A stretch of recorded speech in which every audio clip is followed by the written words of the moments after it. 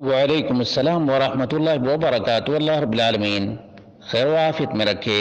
سوال یہ تھا کہ نبی اکرم صلی اللہ علیہ وسلم جب سوتے تھے تو آنکھ بند ہونے کے باوجود بھی آس پاس کی چیزیں دکھائی دیتی تھیں اور آواز بھی سنائی دیتی تھی؟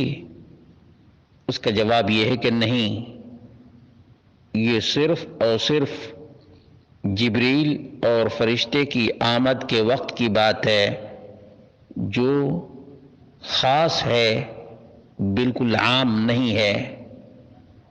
دوسری بات یہ ہے کہ اللہ کے رسول صلی اللہ علیہ وسلم ایک مرتبہ سفر میں تھے، بلال رضی اللہ عنہ کو نماز کے لیے بیدار کرنے کی ڈیوٹی لگا دیے، لیکن اس وقت نبی اکرم صلی اللہ علیہ وسلم کی نیند کھلی جب سورج اوپر چڑھ چکا تھا اور دن ہو چکا تھا۔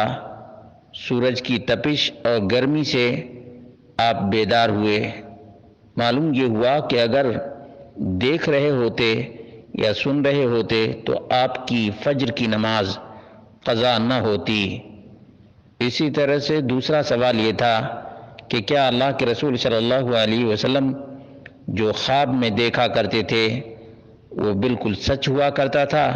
اس کا جواب یہ ہے کہ یہ بات بالکل درست ہے کہ انبیاء کا خواب بھی سچا ہوتا ہے، اور اس کی بہت سی مثالیں ہیں۔ مثال کے طور پر ابراہیم علیہ السلام نے جو کچھ خواب میں دیکھا وہ بعین ہی واقع ہوا۔ محمد رسول اللہ صلی اللہ علیہ وسلم بھی جو خواب میں دیکھتے وہ بالکل ہی فلق صبح کی طرح عیاں ہو جاتا تھا۔